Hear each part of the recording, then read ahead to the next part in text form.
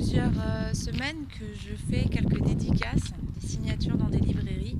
Et en fait, il y a plusieurs questions qui reviennent régulièrement et je me suis dit que ça pourrait être sympa de faire des petites vidéos pour vous répondre à vous directement les questions, parce qu'on n'a peut-être pas la chance de se rencontrer. Je fais peut-être pas des signatures là où on pourrait se rencontrer, et puis ça permet aussi d'apprendre à mieux se connaître. Donc voilà, la première question qu'on me pose régulièrement, c'est est-ce que j'ai toujours voulu être auteur?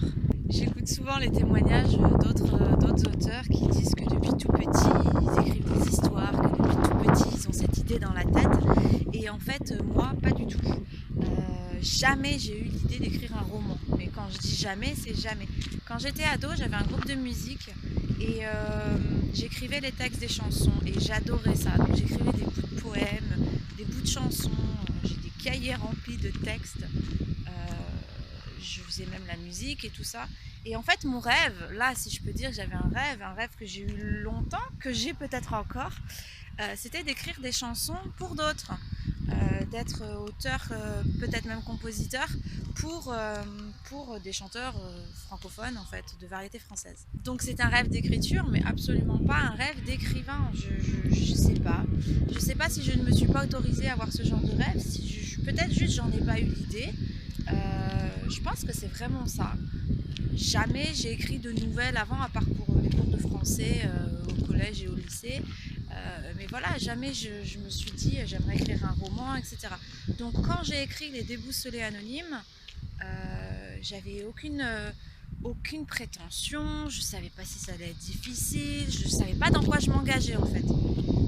Et c'est pendant l'écriture de ce roman qu'en fait j'ai fait une rencontre avec moi-même, on peut dire ça comme ça, et qu'il y a eu ce truc, j'ai ressenti quelque chose que j'avais jamais ressenti avant, parce que je suis quelqu'un qui passe souvent d'un projet à l'autre, c'est-à-dire que j'ai besoin de changement, de renouvellement régulièrement, et donc je me lasse très vite.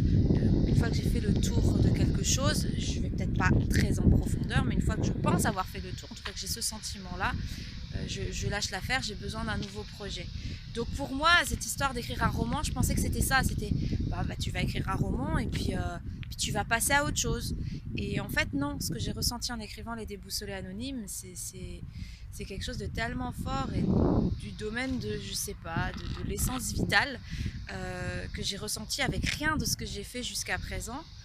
Donc quand j'ai écrit Les Déboussolés Anonymes, j'avais un peu plus de 30 ans. C'était l'année de mes 30 ans en tout cas. Ah, mon chien qui s'enroule.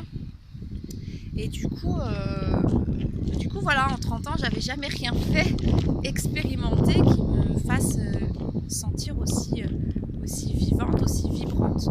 Donc voilà, c'est en écrivant Les Déboussolés Anonymes, ce qui devait être une simple parenthèse, un simple petit projet, qu'en fait j'ai fait la rencontre de ce que je voulais faire, et que là je me suis rendu compte que ça ne pouvait pas être une parenthèse, qu'en fait c'est comme si jusqu'à présent j'avais été entre parenthèses et que là j'en sortais.